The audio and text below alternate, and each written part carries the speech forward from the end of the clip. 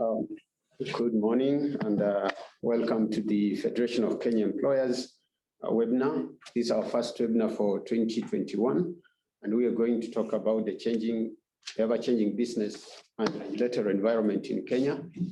We are going to have a brief discussion on the Business Law Amendment Act 2020 and the Housing Levy and the Employment Act and the proposed Unified Payroll Return System.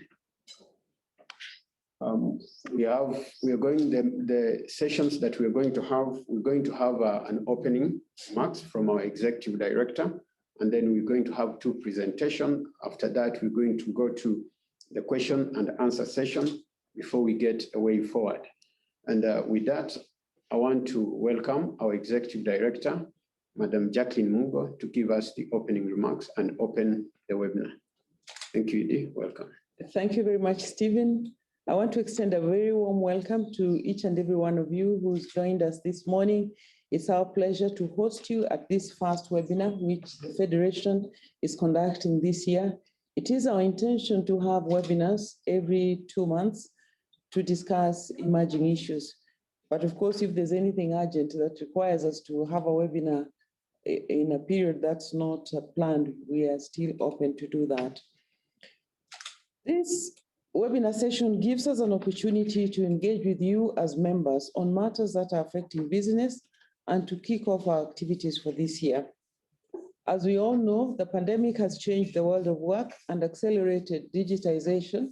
It has redefined the workspace and the workplace as we know it, and also highlighted the importance of health and safety at the workplace.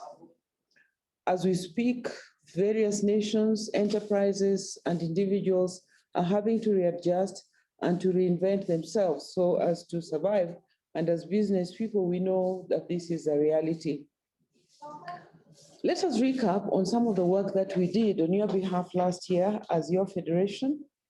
When the pandemic struck, we put together various proposals to the government aimed at helping cushion employers against the harsh realities of the pandemic. We also looked at our training services and indeed the whole range of services that we offered and realized that we had to go virtual. So to this extent, we had master classes, which sessions we held for you on various topics. Some of the topics we covered included: how do you manage employment contracts? How do you manage performance when employees are offsite and working from home? And how do you manage collective bargaining in this new normal? Because there's some enterprises that still manage to conclude their CBAs, but this had to be done virtually. The webinar that we are currently conducting is a signal of the progress that we have made, because we started these webinars from March when the pandemic first started here in our country. And to date, by the end of the year, we had held 14 such sessions. We brought in business leaders, we brought in various senior managers and board members from our membership, and also experts from industry to help us share some of the issues that were emerging. We're very happy to say that we entered into a memorandum of understanding with our social partners to help us manage social dialogue and to maintain industrial peace during the ravages of the pandemic last year. And this has continued to help employers, even as we speak, to help agree with the unions on how to manage employee issues and work arrangements so as to protect jobs. Towards the end of the year, in November, we held the employers' annual conference, through which we addressed issues of skills, issues of the impact of the pandemic, and how do we prepare going forward. We put together a document which has the resolutions which were made at this employers' conference, which will inform our work going forward. We continue to provide legal advice and representation. We have a whole team of lawyers who do this, and you're going to hear from some of them this morning. And we continue to represent you at the Employment and Labor Relations Court and in the Magistrates' Courts, which have now been empowered. The value is less than 80,000 shillings. And that has given opportunity for you to be able to resolve issues as they arise. And of course, on a daily basis, we hold virtual sessions with you to help resolve issues that may arise from the employer-employee relationship. These are the normal everyday trade disputes, employee grievances, and issues arising from employers having to discipline their staff for one reason or another, or indeed to build the morale of the staff at this time. We conducted research and will continue to do so to establish the impact of COVID-19 on you as employers, and also to identify what your needs were at this time so that we could use this to develop policy documents, which we did, and also to continue engaging with government and other policymakers in terms of our advocacy initiatives. There was a lot happening last year at global level as various countries and employers in the world grappled with COVID-19. So we took part in very, very many global meetings, over 30 of them, and webinars, which were conducted to address various issues and also to have an input as to what was happening in Kenya, what were our lessons, how did the proposals we made to government work, and how are we engaging at this time.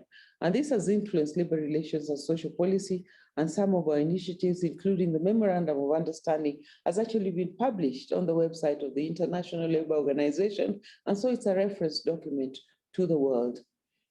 We supported you as members in collective bargaining agreement negotiations and represented you in very many policy forums, which were addressing issues as they arose.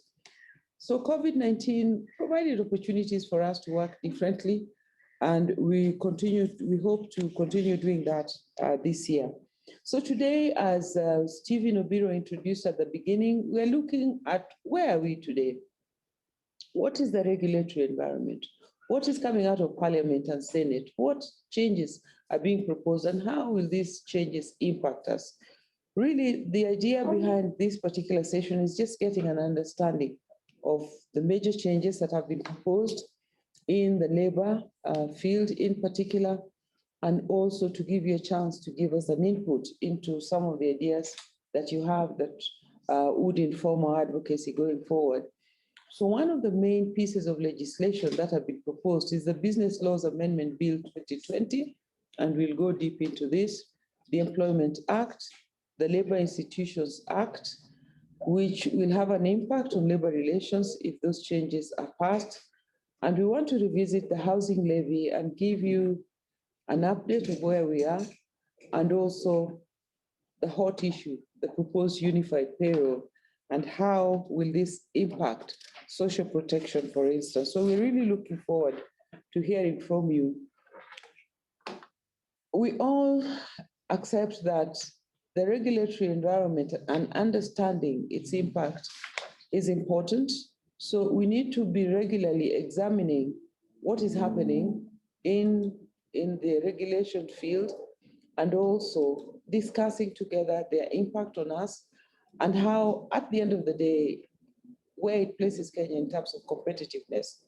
So do these policies encourage investments and growth?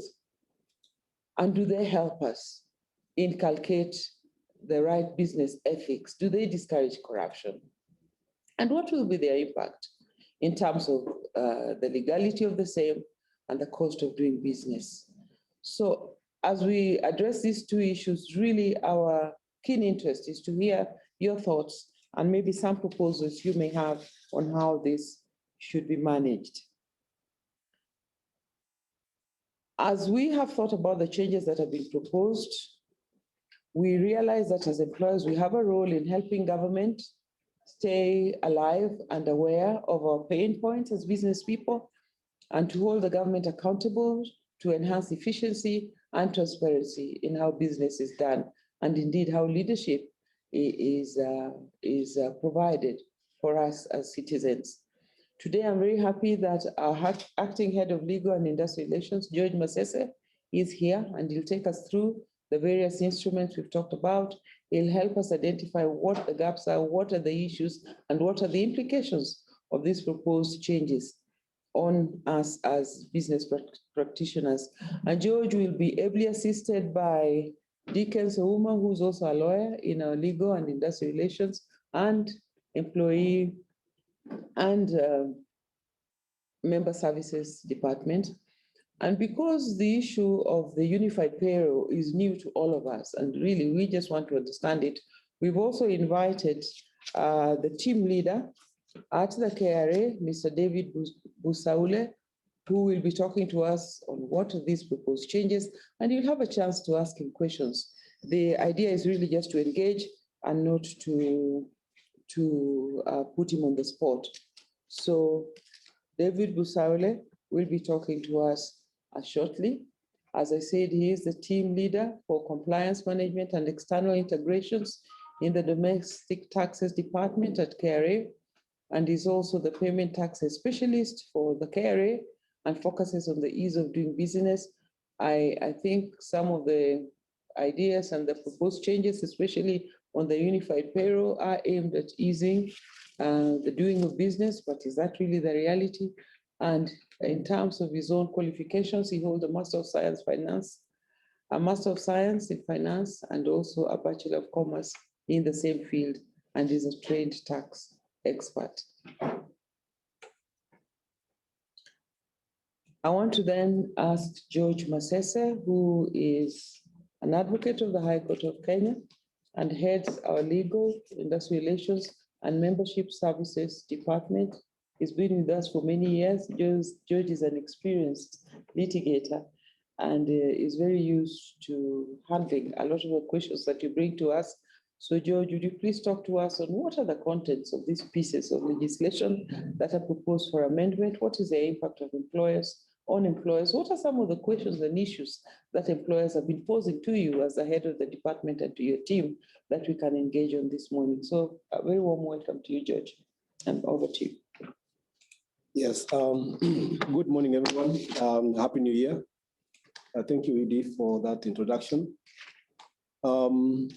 As we kick off this morning, and as the executive director has said and led the foundation, is that we are going to have a thought-provoking process on the changing business and regulatory framework in Kenya, and to see exactly how they affect the doing of business.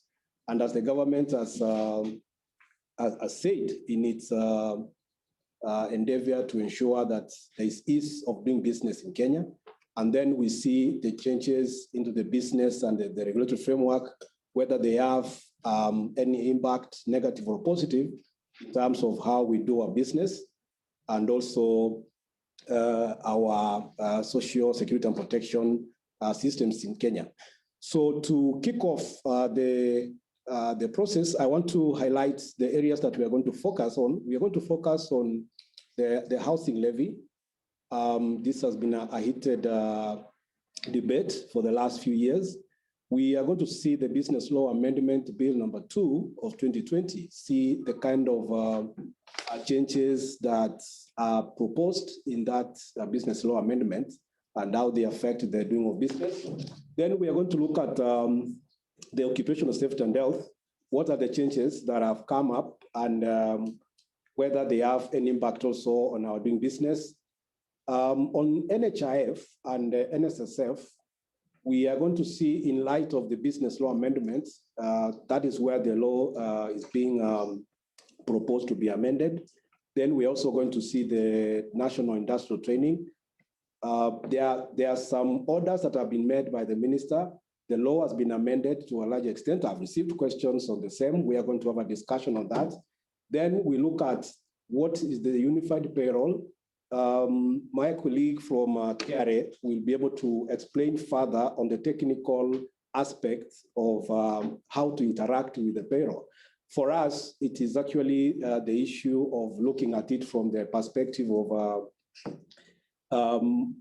how is the framework on the unified payroll, and how can we interact with it to assist, of course, the employers and employees going forward. Then the next one, let's start with the housing levy. The housing levy, we want to see the historical background to this housing levy, where it started from, the process we have come along with, where we are at the moment. The historical background is that some time back, the Employment Act Section 31 was amended by bringing in Section 31A, which actually provided that employers will be deducting a 1.5 of the basic salary of all employees and then remitting to the payment to the National Housing Development Fund. What did that mean to employers and employees is that there was going to be a fund established by the National Housing Development Fund, which was going to take care of the Agenda 4, one of the Agenda 4 items of housing. Now, what happened was there was no enough consultation, and therefore we went to court as a federation to ask if we can be given more time, of course, to have consultation and agree on how we're going to implement. As we went to court, we obtained orders, of course, stopping the implementation of that section, that 1A of the Employment Act. And in the process, the petition number 138 of 2018, actually, the Parliament, or rather the government, has heeded to our call and amended that law by deleting section 1A. So therefore, as we speak right now, one of the key issues that we can tell employers we have been able to succeed on their behalf is that we have been able to convince the government, not through the court process as such, but the court process was a stepping stone. Through our advocacy, that we need to have a very comprehensive consultation before we effect the section 1A. So therefore, as we speak, the law has been amended and that section has been deleted. Then we move to the Occupational Safety and Health Act. What are the new changes that have been brought up and whether they have an implication? For startups, there is a positive thing that we can report is that there is a new subsection, new subclause, that is 44, subsection 11 and 12. This one has exempted the workplaces with less than 100 employees from registering. This does not affect those employees, those employers who are already in operation. This one is for the startups. So it says that you there's no need for requirement to obtain a certificate of registration from the National Council for Occupational Safety and Health for the first 12 months from the date of registration of new startups. This is a good way of assisting companies who are in the informal sector to formally come to the tax bracket and also help KRA expand its tax collection. Then now, quickly then, I'll take you through the Employment Act. As the Executive Director has mentioned, the Employment Act, there's a number of proposals that have been suggested by the government or the other stakeholders. Now, these proposed amendments to the Employment Act are actually at the moment sitting at the Ministry of Labor, and we are in the process of carrying out what we call public participation. We are waiting for the Ministry of Labor to kickstart the process. But then, what are these proposed amendments, and what will be the implications to employers from the Secretariat point of view, in that now we voice your concerns and trying to see that the legal framework upon which you carry on your business is not that expensive. There is an introduction of a number of items like study leave, introduction of what happens to death of an employer. Of course, this one, when we're going to look at it, we'll see how maybe whether it will be relevant for us to have it or not. But this one, again, we wait for you to tell us whether you require some of these items. The issue of state reductions under the Employment Act, what happens now? What will be the fine? Compassionate leave, sick leave, gratuity and service pay.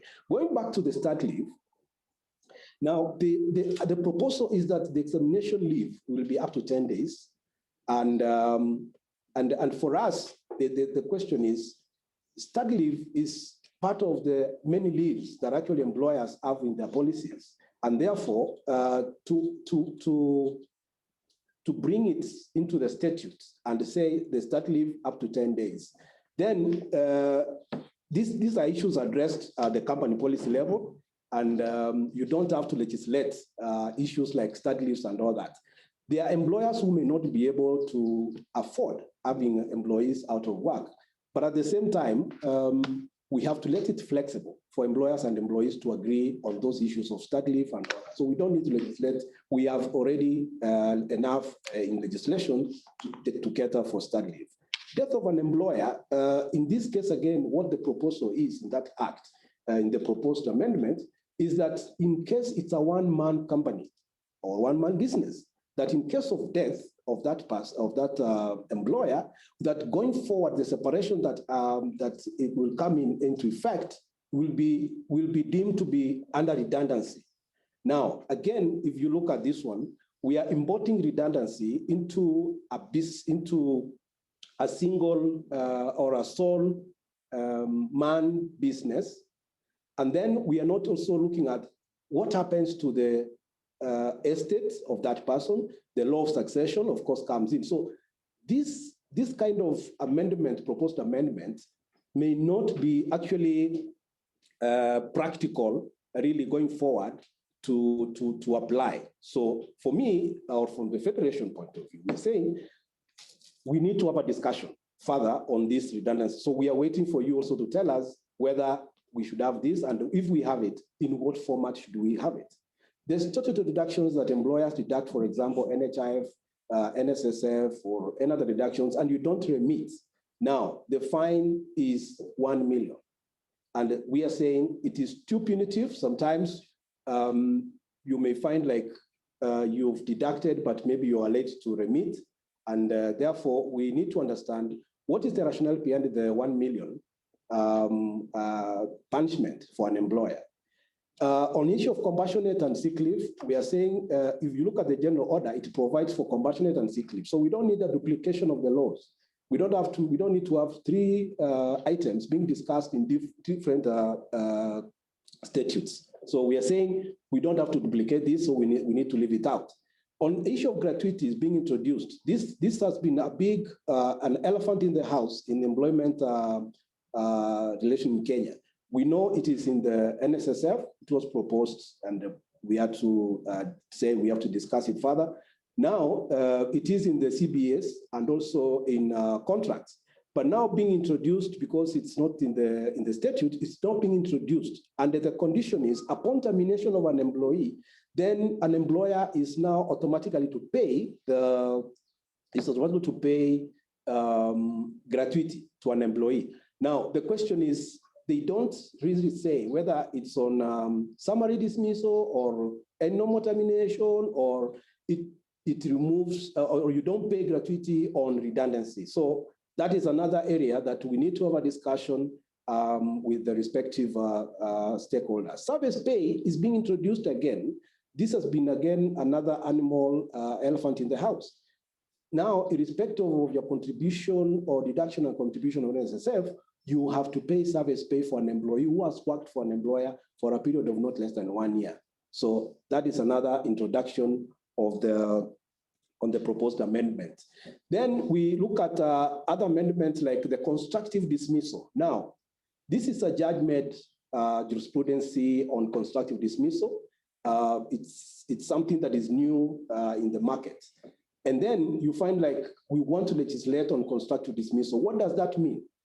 Where do you take the managerial prerogative of employers to manage contracts and the discipline employees, when an employee can decide, like, instead of you disciplining me, I also want to contribute to making an environment not conducive, then I go and say, you have made the environment not conducive for me. One, the other aspect is, it depends with the circumstances. So you cannot legislate an item that depends on certain circumstances, and you cannot be able to really point out this led to constructive dismissal, because we have seen so many cases coming to court on constructive dismissal that the courts have said, no, this one does not fit the circumstances under which now we can determine whether the employer really contributed to an employee resigning. Suspension with full pay, again, is another issue that has been introduced. All along, we have said there is no suspension in law unless it is in policies. Now, the law now, the Employment Act is proposing to have suspension. What does it say? It's a good thing, but what does it say? It's the question. That an employer can suspend an employee to a maximum of 1 month. What is the implication of this section is that if you look at section 26 of the Employment Act, it says, it provides that the Employment Act is providing minimum terms. So you can't go below that. So our policies we have right now is that you can suspend with half pay, or you can suspend up to 2 months or 3 months. So then it means going forward, you are not going to suspend an employee with half pay, or you cannot suspend an employee for more than a month as you carry on with your investigation in the event that there was a disciplinary issue going on. So we want also to have a discussion on that and agree whether we should have that suspension and whether it is curtailing or muzzling the prerogative to manage the business freely. Insolvency part of the Employment Act is now being removed or repealed completely. Of course, currently, as the law is that when it comes to insolvency, the CS labor comes in and of course makes some payments. The problem we have is that we've not had rules to guide the CS Ministry of Labor on how to deal with insolvency of companies. Now, we have the general penalty. The general penalty, as of now, it's actually an offense in the Employment Act that is not specified what kind of penalty. It's actually 50,000 shillings. Now, they are proposing to have it moved to 500,000. What's the rationale for that? We don't know. It is too punitive. For example, if you don't give a certificate of service to an employee by mistake, then an employee goes and reports you to the Ministry of Labor, then it means that when you are taken to court as an employer, with maybe 2 employees or 3 employees, the punishment is 500,000, up to 500,000. So you can see what it has, what implication it has in terms of employee relations, and also the doing of business. Now, quickly, let me rush you through the unified payroll, which has now been introduced.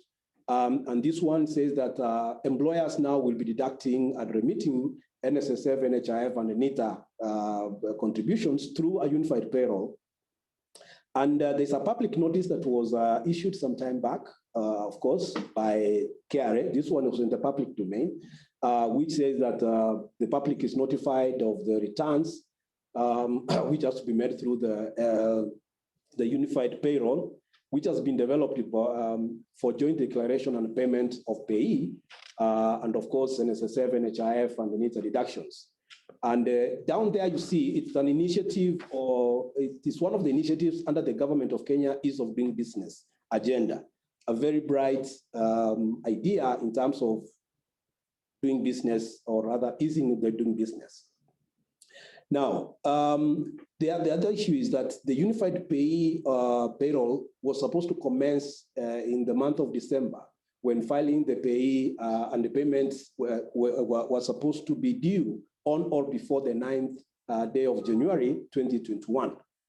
Now, in this one, to actually make it, to bring it within the legal framework, there was a suggestion to amend the business law amendment, which proposes the changes of dates of NHIF, NSSF, and the NITA to the 9th day of the month as per the KRA date of returns.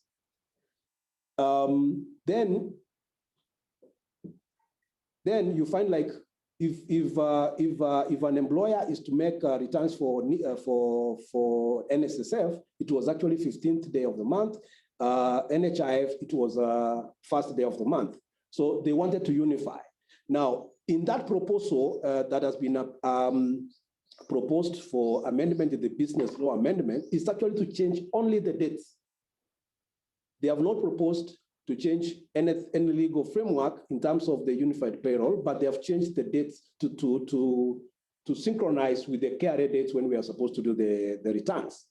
The next question will be, when you're doing the returns to KRA as per the unified payroll, then according to the general agreement between NITA and the KRA and these other agencies, is that within a period of 48 hours, they are supposed again now to remit this money to the various parastatals, for example, NITA, NSSF, and all that.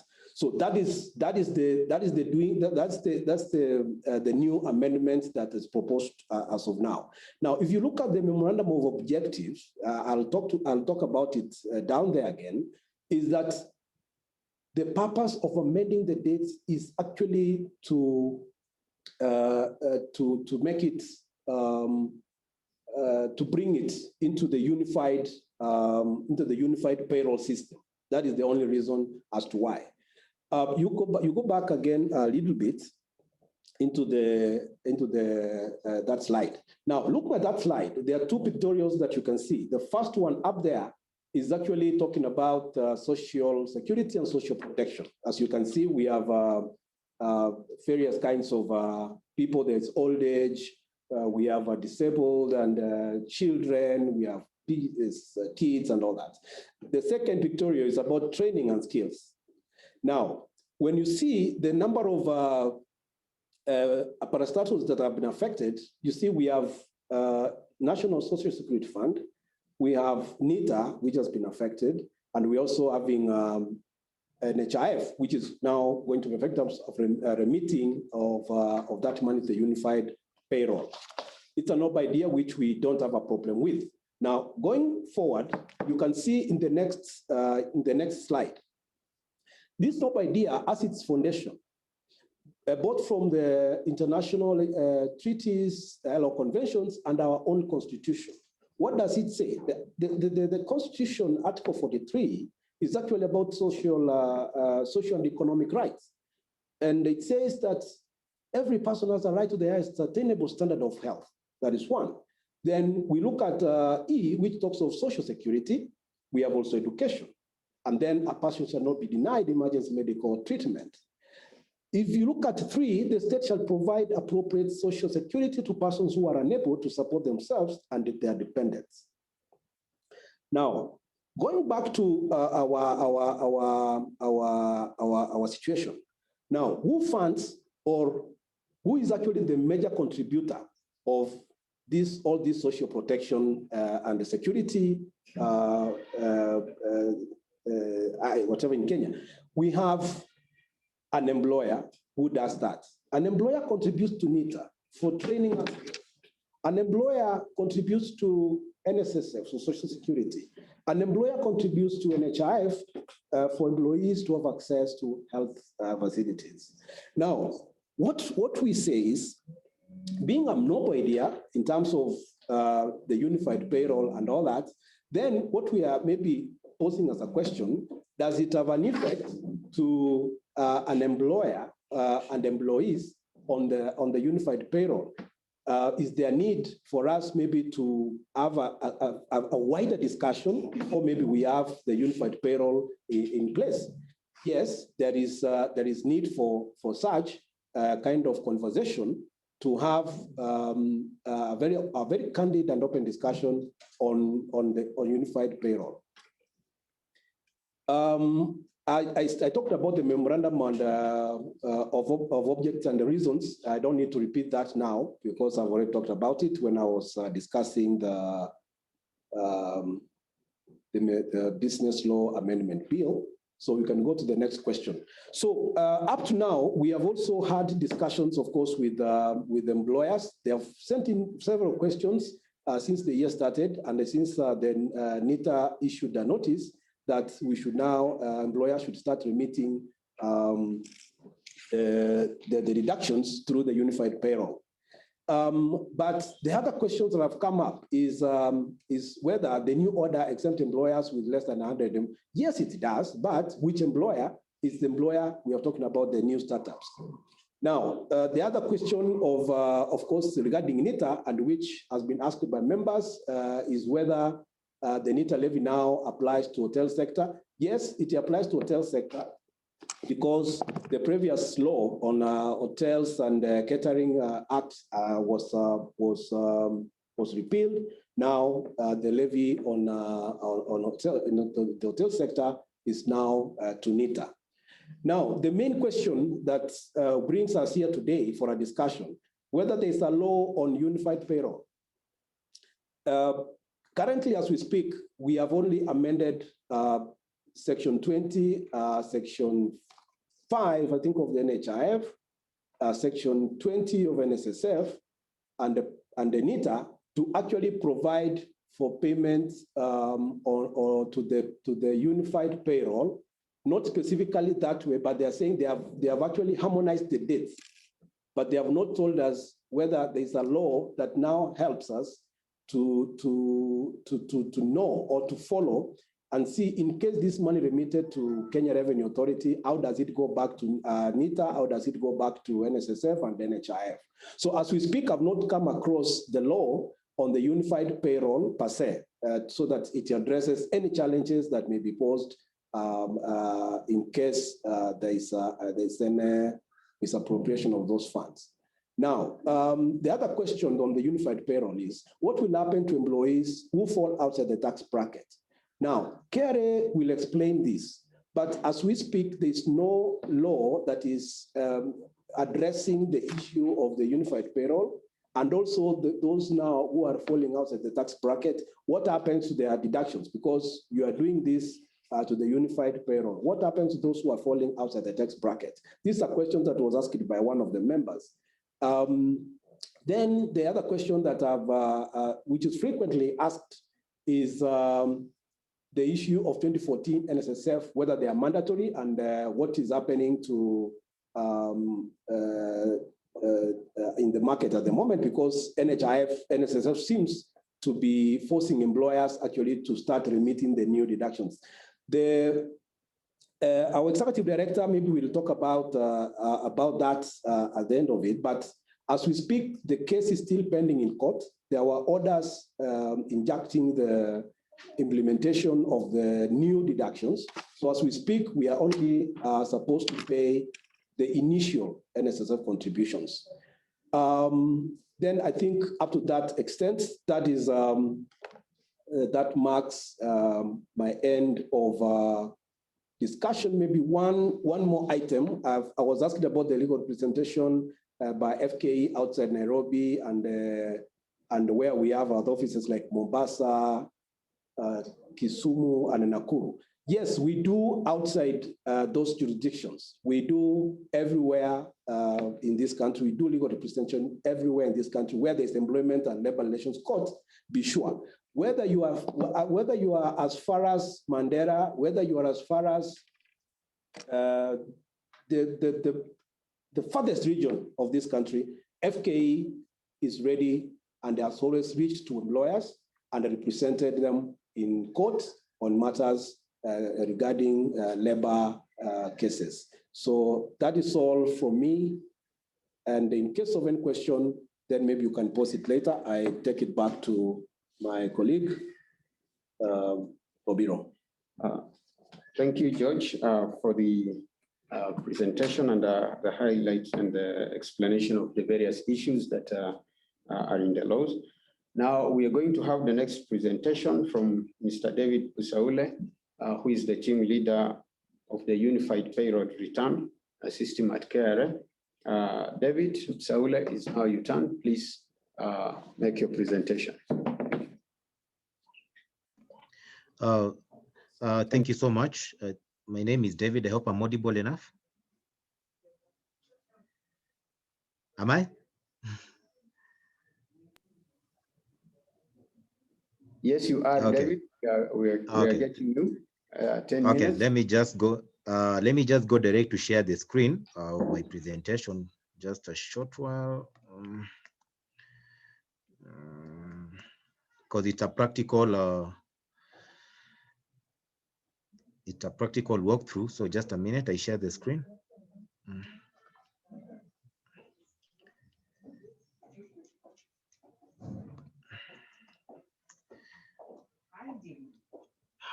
Oh, you're back. Sorry. Let me just share the screen right now.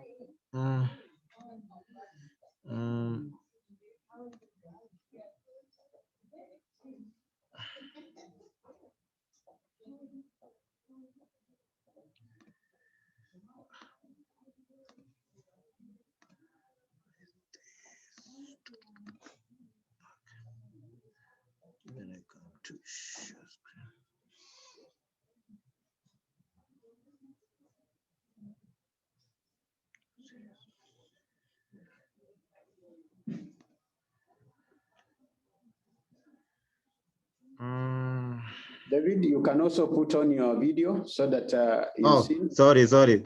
I'm doing that. And delegates, you can post your questions and in the chat boxes and the questions so that we deal with them. Just post if you have any question from the previous session or the session David will be having. Post the questions in the chat box and the question and answer box. Okay, I'm sharing the screen just right now.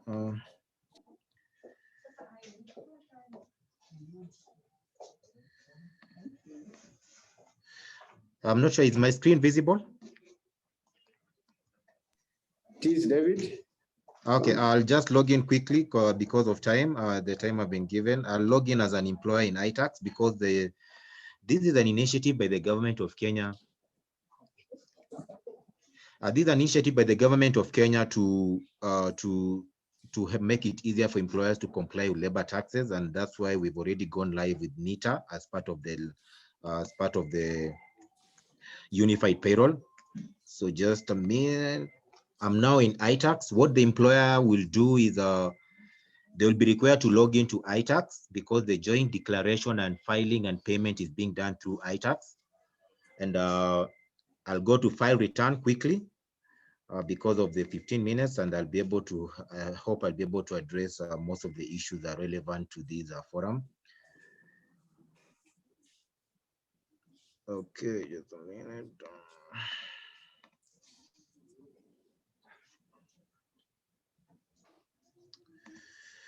Basically, once the employer logs into iTax, I think having issues in my test environment. Once you select pay as you earn, the system will allow you to download the pay return, the Excel return. I can just go directly to the Excel return because of time. Then I'll be sharing the Excel return in a short while. We have the NITA pay return.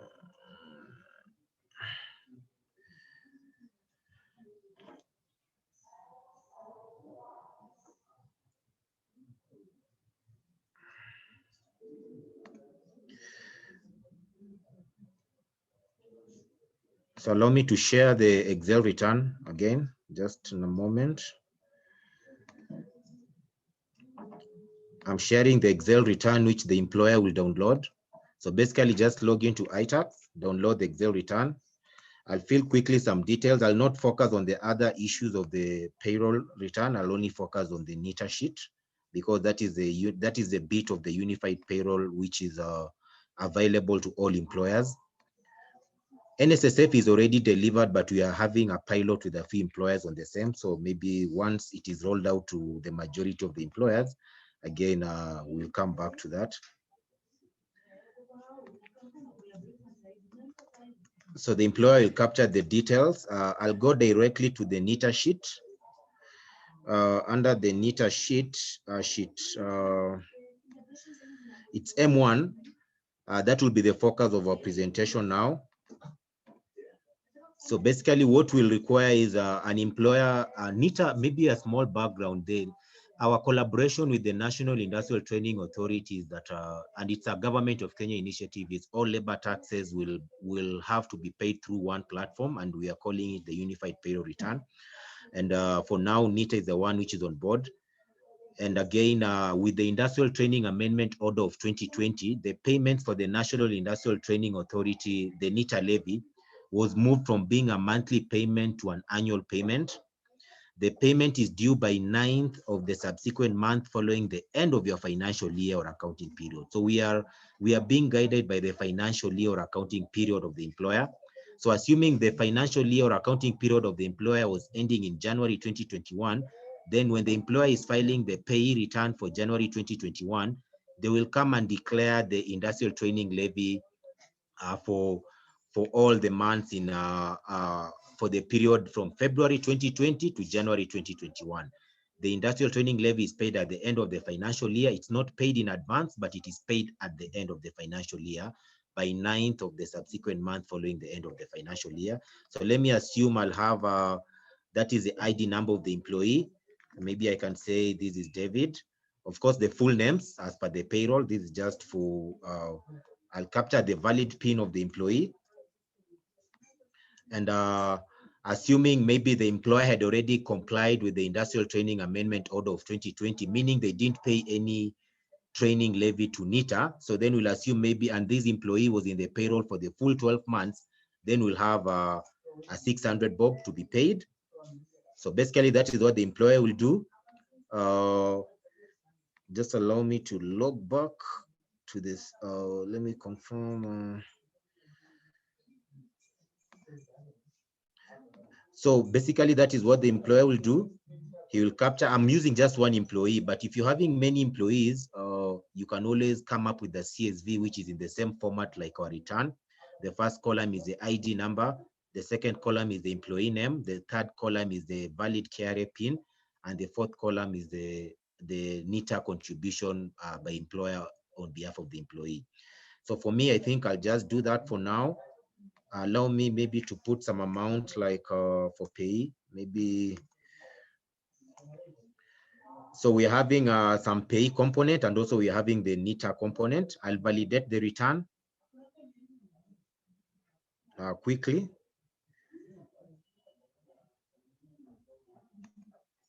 And now the employer will be ready to upload the return in iTax, then go generate a payment slip for both payee. The payment slip for the income tax payee and the payment slip for the NITA levy will be two separate payment slips. So it's good to note, as much as the declaration is joined through the unified payroll return, at the point of payment, the payments will be two separate payments, though addressed to the same KRA, Kenya Revenue Authority collection account at any of the agent banks, but it will be two separate payment slips rather.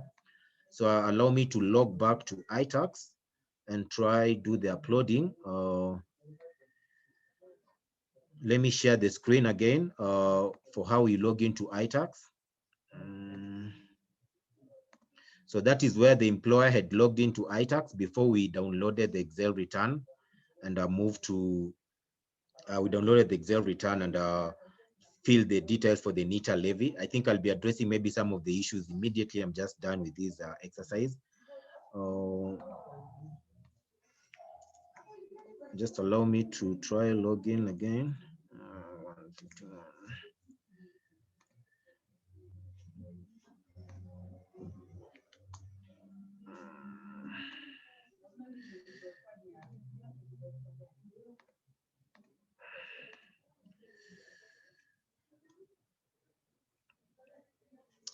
I'm having issues with this, just a minute.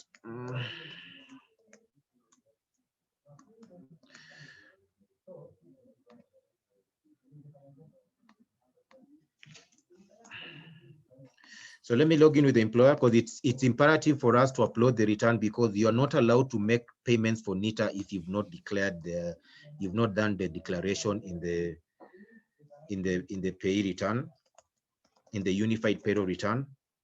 So 107. Sorry.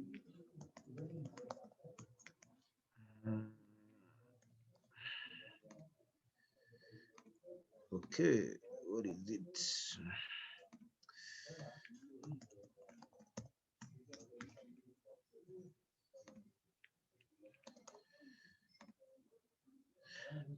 So let me come to file return.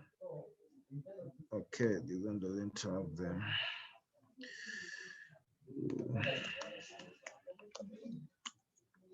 I think because of time, because I'm having some issues on my test environment, basically the employer will come and upload the pay return we've just filled. Let me just go back. Once the return has been uploaded, they will go to generate a payment slip. So let me just show you how to do the payment slip, because there's some other issues I need to capture them at the end. So once the employer has uploaded the unified payroll return with both the payee and the NITA levy, the payee component, they will come to income tax payee, select the period, maybe they are filing the return for, select the amount, let's assume maybe it was that was December, pay the payments for that period for pay as you earn separately, because I said as much as the declaration is joint at the point of filing, at the point of payment, the payments are separate. So they'll come and generate, I'm assuming maybe let's even work with December. the one which was filed. Okay, I think I'm having issues with that. So once they have done the payment for NITA for the pay for the normal pay as you want for December, or rather for the period they have uploaded the unified payroll return, they will come to agency revenue, and under agency revenue they will go to NITA levy, and under NITA levy they will select the period they have uploaded the return.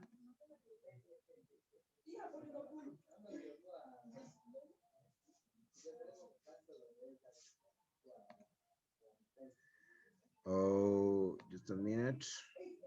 The system will populate the NITA liability, which was part of the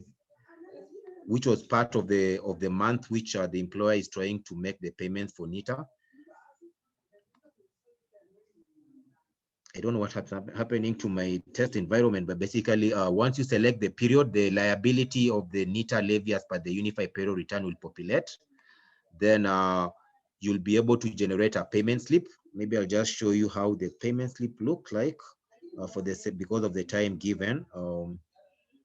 Then I think we can open it up for maybe I'll address some specific issues which the team might need clarifications on. Just a minute. I show you the sample PRN. Then I think we can open it up for discussion.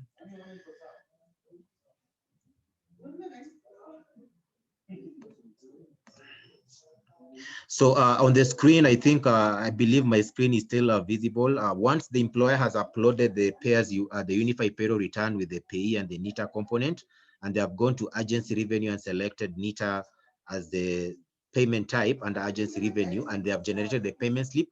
This is how the payment slip will look like. The employer will be required to go to the bank and make payments the same way they do payments for the income tax payee.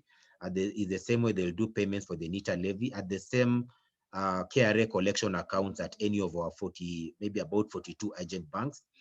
Now, as I said, these are initiatives by the government of Kenya to make it easier for employers to comply, and that's why we are trying to bring all the labor taxes under one umbrella. And some of the amendments in the business laws were also to help us implement this so that we can have one due date across all the labor taxes.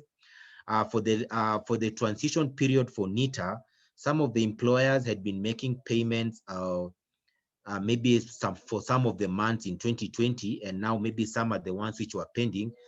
So again, will not require them to come and declare the full amount in the unified payroll return, but will only require them to bring the prorate the amount of the outstanding NITA levy for the employees which are in the payroll. So again, there's a lot of transition issues, but I think the take home is for the sake of all employers, because we are still getting a lot of inquiries on NITA, and employers are trying to file it monthly.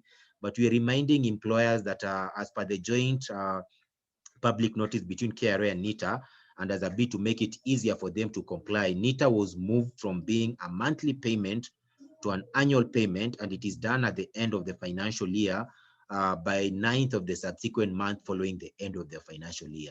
So even if you've been making monthly payments, the position of KRA and NITA is you desist from making monthly payments and wait for the 9th of the subsequent month after the end of your financial year, where we'll require you now to make any outstanding NITA levy contributions, which may be outstanding for the months which you had stopped making the monthly payments. I think for the 15 minutes, I think I just needed to show you how to log into iTax and do the declaration, and maybe I'll be glad to make more clarification during the Q&A.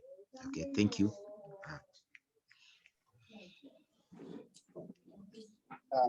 Thank you, David, and thank you for taking us through the unified payroll return system.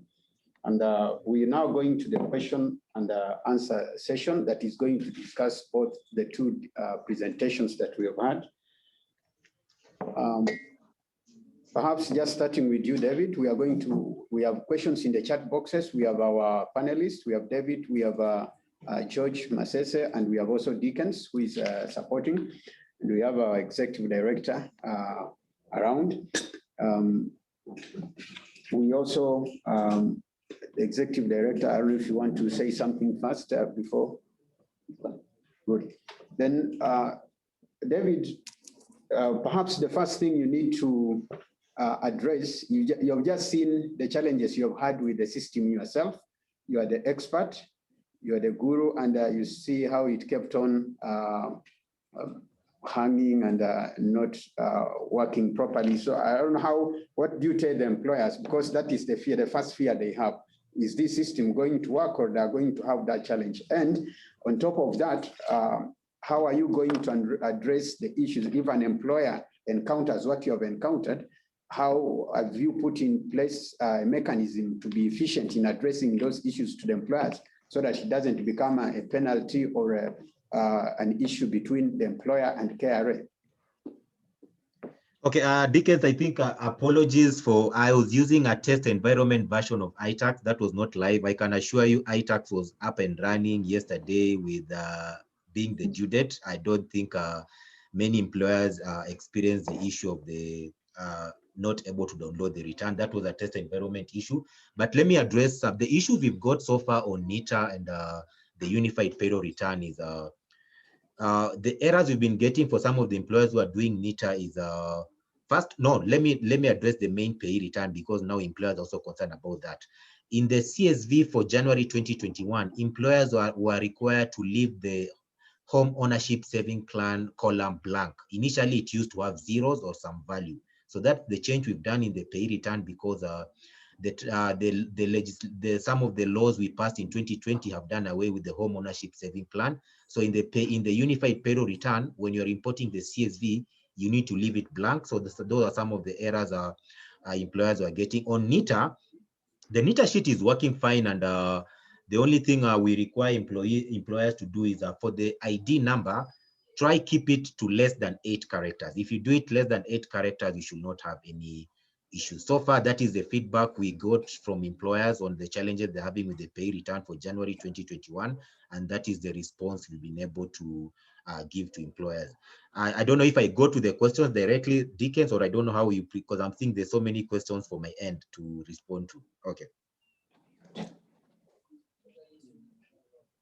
Yes, go to the questions, and first, the first question you can see from our question and answer is about the expatriates who have work permits.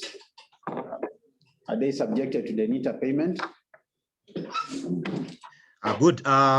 Expatriates, the understanding, and we've been having a lot of joint change management sessions with NITA, as long as the expatriate is in the payroll, will require them to have a PIN, and they are subjected to NITA. So that is very direct for expatriates, and all other employees, whether they are part-time, whether they are directors, whether they are secondary employees, as long as they're in the payroll, the employer should contribute NITA on their behalf.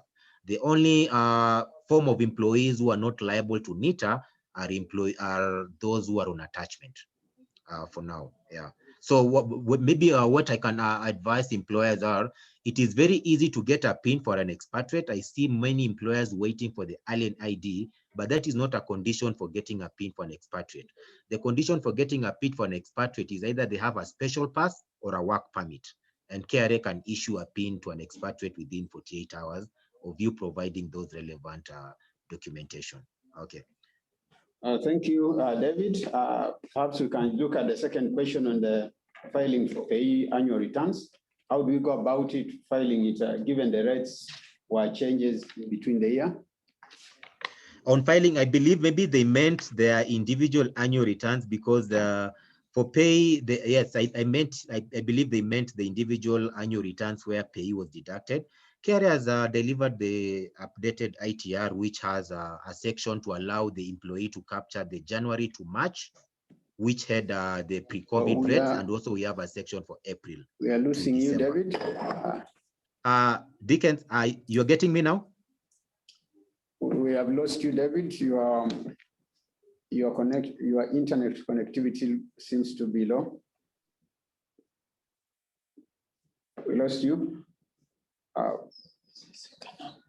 Perhaps George can come in.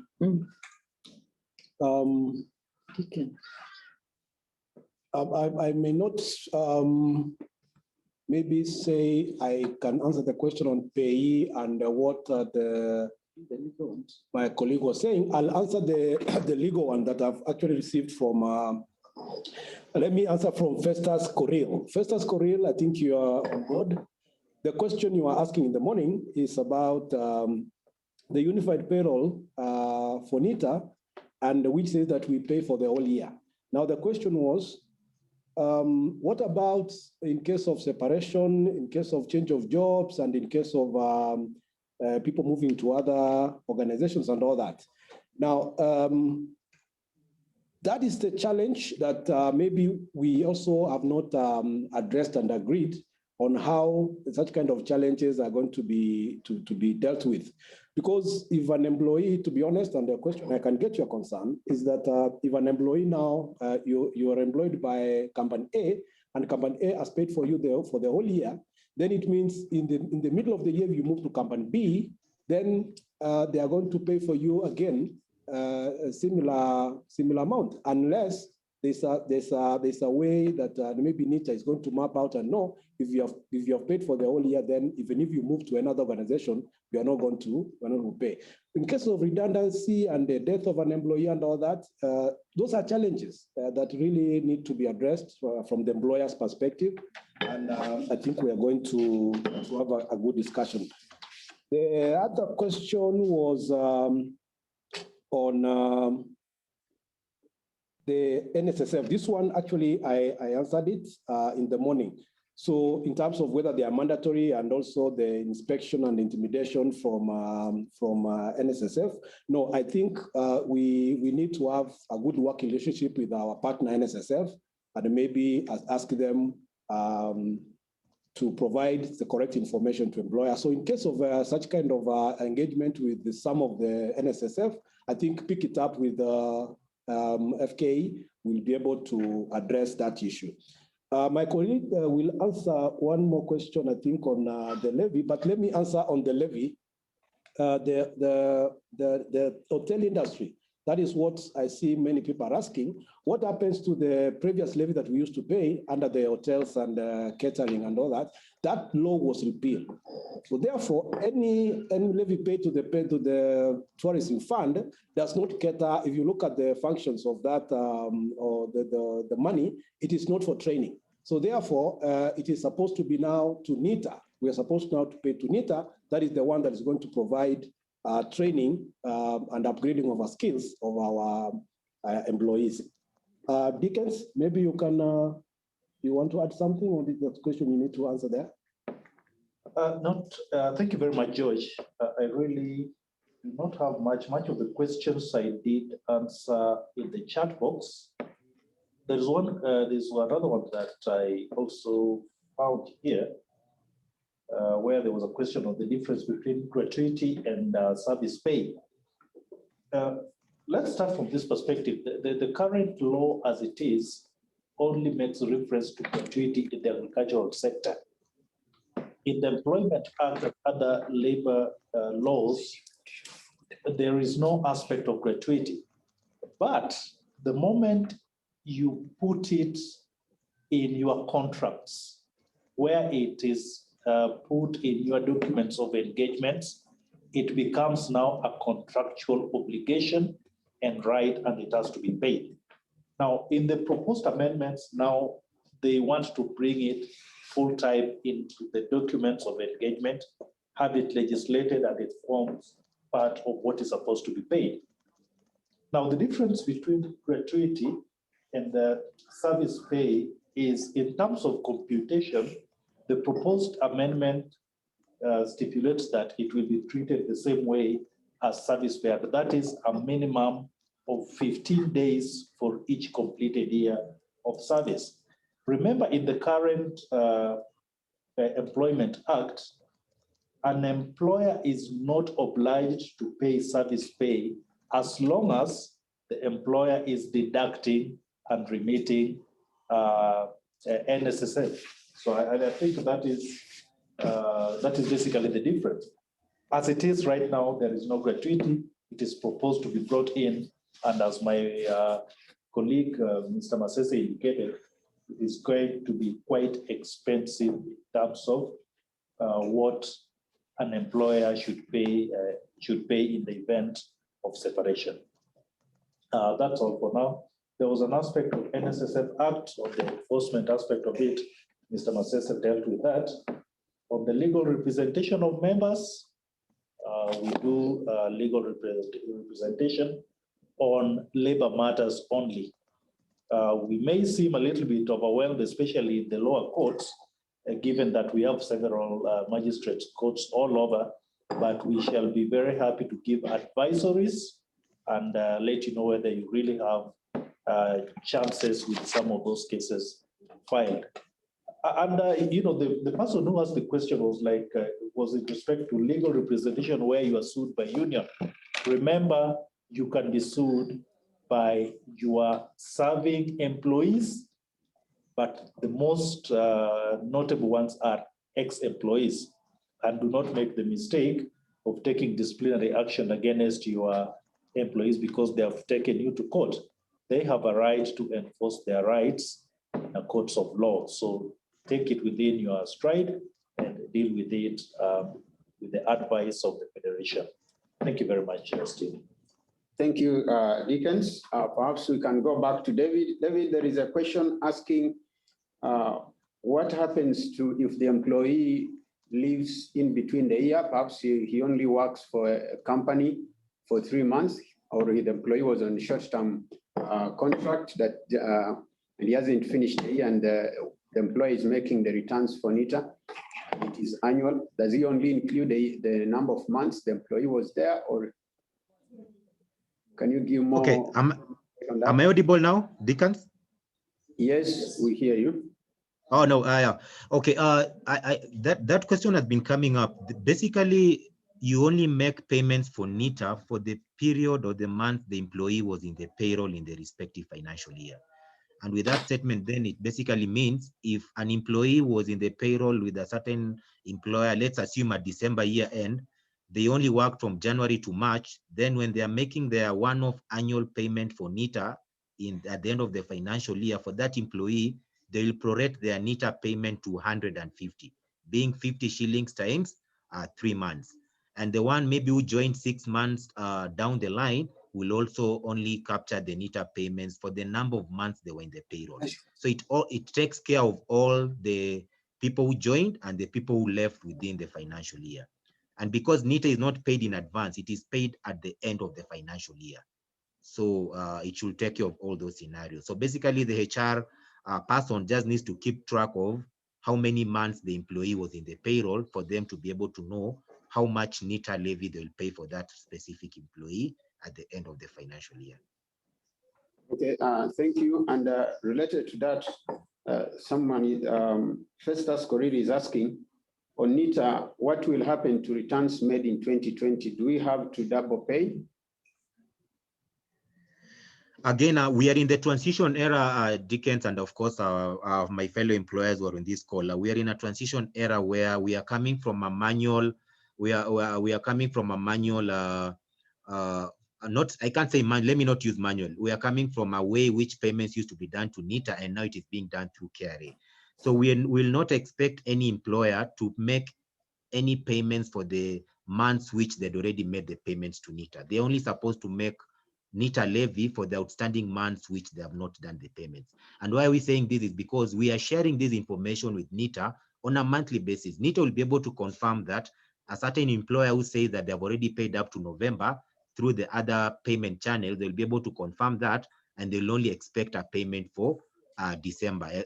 Especially, I'm trying to use December because most employers are having a December year end. So that engagement with NITA will take care of that. So we don't expect double payments.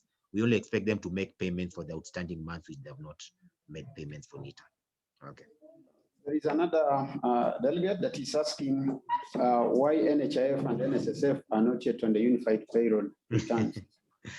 Okay, the government, this is a government of Kenya initiative to make it easier for employers to comply with all labor taxes. And we are having engagements with NHIF as we speak. And NSSF is already ready. It's only that there is a court case which court took KRA to court on the issue of the unified payroll return, but we're having a pilot of about 7 employers with the NSSF. So that one may not form this discussion because it's still a small pilot group. So the NSSF unified payroll return is ready. The NHIF one is under development. We hope as being a government of Kenya initiative by around June 2021, we should be having all NSSF and NHIF being paid through iTax. If all goes well with the current engagements. Okay. That means you need to have more conversation with the employers on that. Okay, I think you are the best. You guys will coordinate that, and we'll be ready to be part of that conversation. Okay. Thank you. One more question, and this one is on the 1% gross sales tax.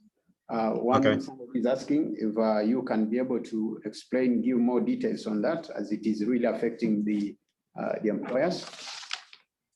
Or the issue of, I believe they meant minimum tax. Yes. Okay. The Finance Act of 2020 introduced a minimum tax under section, I think 12D, minimum tax, where will allow, basically government is trying to enhance the tax base in such a way that everyone pays a fair share of some form of income tax in one or another. And that's why Kenya is not the first jurisdiction doing the minimum tax. Even Tanzania and Nigeria already on minimum tax, and of course a lot of OECD countries have done it.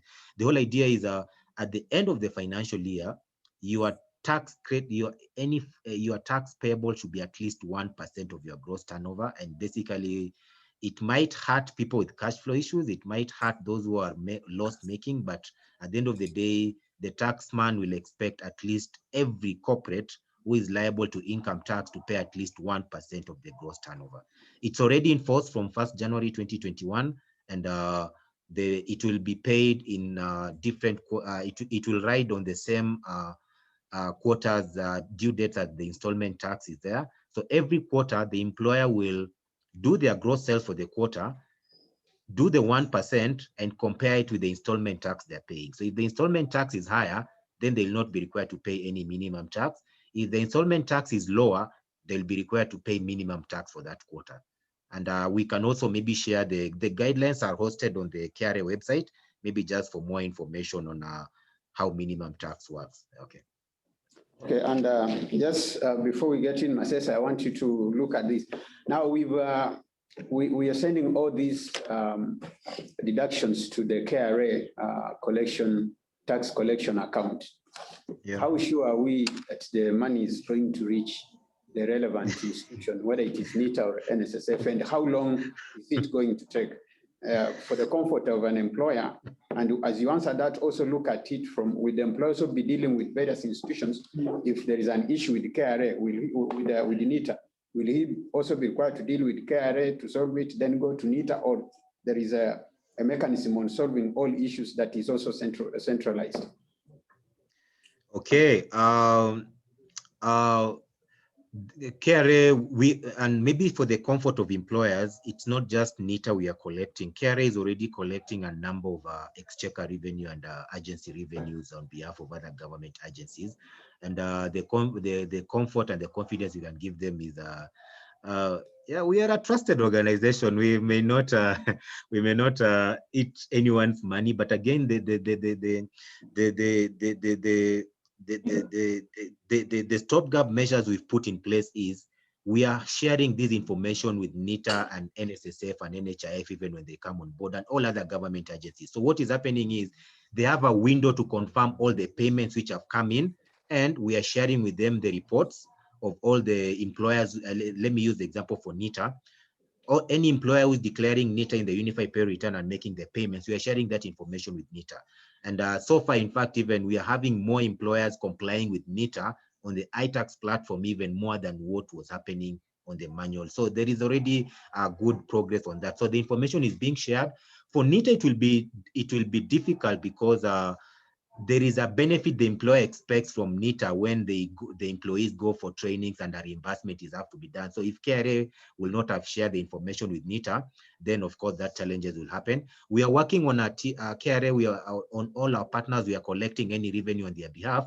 We are working on a T+2 arrangement, meaning all payments which have been paid on KRA on Monday, by Wednesday, close of business, it will be moved to the NITA KCB account. So that is how the arrangement we are working with NITA, and that is the arrangement we are working with most of the government agencies we are collecting revenue on their behalf. Now, on issues of, you realize that KRA is providing a payment platform, but not an operation office for this organization. So we'll only be required to respond to the issues relating to payments and maybe why the payments have not been credited in ITax. But on all other issues of operations, employers will still have to deal with NHIF, NSSF, and NITA on all other operation issues. But on issues of payments done through ITax, KRA will be the responsible government agency to give answers on that.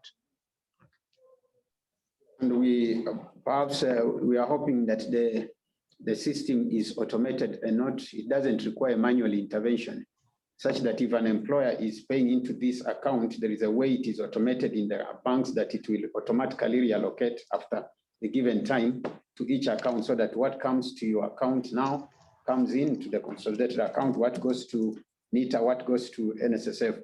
We are hoping, just for our comfort, that it is automated. Okay, it doesn't need human. Let me comment on that. The system is automated. KRA has a payment gateway system which connects with the 40-something banks.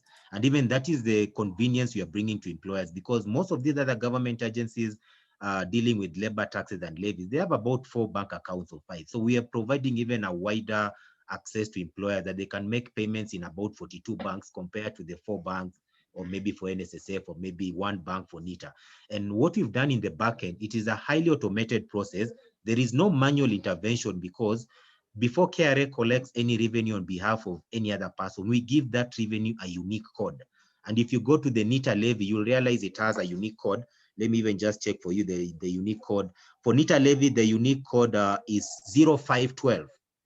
So basically what it means is all payments which have come to KRA, KCB, let me say the KRA account at Barclays, which was paid using the unique code 0512, the banks have already been instructed by KRA that at the end of T+2, you move all the payments for 0512 to NITA. So there is no manual intervention whatsoever. It's a automated solution from end to end on how the payments move. Okay, and then last one on the NITA, before we consider, is somebody who has raised the hand, and then we'll also see myself. As a KRA, does KRA have an MOU with NITA? And is it shared for the public consumption, or any service level agreement, or is just a gentleman's agreement we are dealing with? Okay. Hey, these questions are coming fast and furious. Okay. For the sake of even our own official engagement, KRA does not collect any revenue on behalf of anyone if there is no MOU. So yes, we have an MOU between call it an MOU, call it a document having SLS, but we have a formal document which stipulates the conditions under which the partnership is based on, and even it includes the issue that KRA will move the money to NITA within T+2. So all that is in writing, and there is it's a legal document, but I'm not sure if the legal document between NITA and KRA can be provided to the public. I think that's another issue if the 2 organizations agree, but there is a document guiding binding KRA and NITA to collect the unified payroll return. And even when you recall, the public notice was also a joint public notice between KRA and NITA. It was not a KRA public notice, it was not a NITA public notice. Yeah. Okay, thank you. We'll come back again. Let's see, George, you had a question to answer? Yes, I think there's a member who had raised an issue of an update on the housing levy. Maybe you missed my first presentation. The update is on the housing levy is that Section 31A, which introduced the housing levy, has now been deleted. This, as I said, was pursuant to our level of advocacy with the government and also the court case where we represented employers. So far, the Statute Law Amendment, Miscellaneous Amendment Act of 2020 has now deleted that section 31, which is making it mandatory for employers to deduct and pay to the National Housing Development Fund. So the matter now goes back again to Parliament or maybe the public to decide on the way forward. I think that is a question that I think I needed to answer. There is no another question. The one on gratuity has already been answered by my colleague. Maybe I can take it back to. Thank you, George, and the team. We've dealt with various questions, but perhaps we can just look at one question that has come into the chat box, and after that I will go to the executive director. The question is saying, just 1 second, it has moved.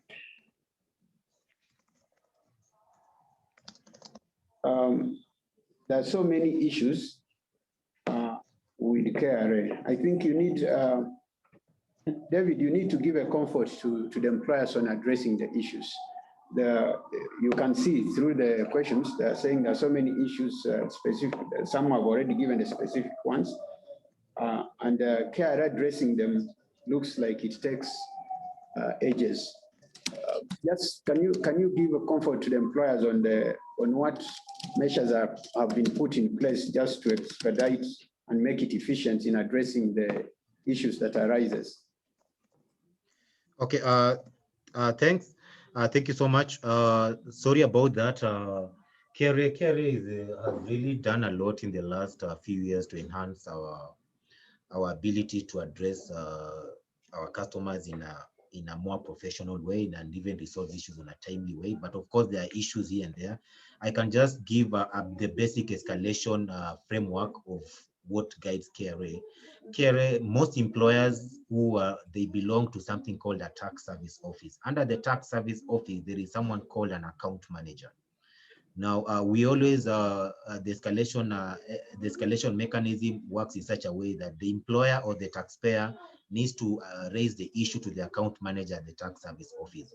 Now, them being at the level 1 analysis of the issue, if they're able to resolve it, that would be well and good. If they're not able to resolve it, they will escalate the issue to our office. Our office, we're the ones who are managing the iTax system and all automation in domestic taxes, will now be able to give a response on that. So basically that is it, but I'm sorry because I know there are gaps on how issues are being addressed, but I'll be glad to allow the members to follow that escalation mechanism. And if the issue is not being resolved, they can always raise the issue to cic@kra.go.ke if the SLAs have not been adhered to as a way of a formal complaint on an issue. CIC is just a cic@kra.go.ke if the issues have taken longer than what they expect to be resolved. But again, on our end, we are trying our best to resolve most of the automation issues that are being experienced in iTax and also try make it easier for employers to comply. Thank you, David. We have one person who has raised a hand. I think let's give Francis an opportunity to ask his question. Or Francis, kindly unmute yourself and just ask your question. Yes, my name is Francis African Cotton. My question, I had put it in the chat. So I was asking the casual employees who work on the exigencies of work, and therefore when this thing is now has been unified with the iTax, does it mean that we'll need them to have PIN numbers, or how do we go about that? And they are not in the tax brackets. Okay, thank you for that question. Is it Francis? Okay. Yes. in practice, employers always believe that they are not supposed to declare employees who are below the pay threshold in the pay return. Yes. But actually, from the KRA side, you need to declare all employees on your payroll, whether they are above the pay threshold or below the pay threshold. It is the return itself which will post a nil payee for the person who is below the pay threshold. And why are we doing that is because KRA is using data analytics to confirm the wages claimed by employers vis-a-vis what you declare in the IT2C return. So when you're using such analytics to try check the compliance of employers, you realize that some employers will be flagged for not declaring some bit of their casual wages and those below the pay threshold in the pay return, and yet they claimed it in the income tax return, and it may look like they're overclaiming salaries and wages. So the best practice, Francis, is for all employees you are hiring, whether they are casual, whether they are below the pay threshold, you need to ensure they get a PIN, because I believe you're not hiring anyone below 18 years. And for someone to get a PIN, the mandatory document is just the ID number. So please ensure they have the PINs so that you can declare them in the pay return, whether they're below the pay threshold, and the same can also be declared in the NITA sheet. Rather, they can declare in the NITA sheet and the NITA levy paid on their behalf. But we are working on some improvement on the NITA sheet, where we'll not be requiring you to declare those people on a line item like that. You'll be more of a block figure for a monthly. So I think maybe I'll touch base with Nick, the FKE team, and maybe we can engage you guys on the next phase of the simplification of the NITA, so that it just also meets the need of employers and not necessarily the need of KRA and NITA. Okay, my second question was on the unified payroll for NITA. We will be doing returns once a year, and for the most of the casual, actually, as I said, they work on the exigencies of work. Someone can work even 1 week for a whole 3 months. So will it be prorated that he only worked for that month, or how will it will the returns be made now that the amount has been capped to 600? Okay, Francis, maybe a correction. The NITA amount has not been capped to 600. The NITA amount is 50 shillings per month, but it is now paid at the end of the financial year. It will only become 600 if the casual employee or the whatever type of employee was in the payroll for all the months from the beginning to the end of the financial year of the employer. So basically, you only pay 600 if the employee was with you for the full financial year. But the ones who worked for about 2 months in the year, you'll do prorating when you're doing the annual payment. So if David worked for your company for only 2 months, for David, you'll only do 100, because it will be 50 shillings times 2 months. When David moves to another employer and maybe he worked for 6 months, also the other employer will declare the prorated NITA levy for that employee, depending on the number of months they're in the payroll. Thank you. Thank you. Thank you, David, and thank you, Francis. We've come to the end of the webinar. If you realize we have dealt with all the questions and all the issues that we had.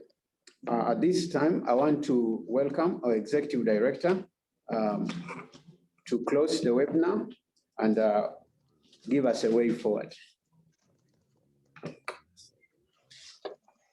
Well, our time has flown. I suppose time flies when you're engaging the KRA, because it's turned out to be more of an engagement with KRA, which is what we expected, really. And mine is really to say thank you to everyone. Let me start by recognizing the leadership of the Federation that have actually been tuned in and have been keenly listening to our discussions. Our National President, Dr. Habi Lolaka, has been with us, and our trustee, Hirji Shah, has also been with us.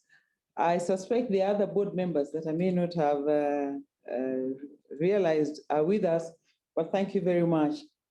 I want to thank you, David, because we invited you to join us at short notice, and you didn't have any hesitation to do that. You've answered our questions, but as you can see, there is need for more engagement, and we will arrange that, because employers, and I think industry has a lot of questions, good questions, because what we wanted was a good atmosphere around this conversation, because as you say, the objective is good. It's aimed at easing the doing of business. And that's what business has been asking for a long time.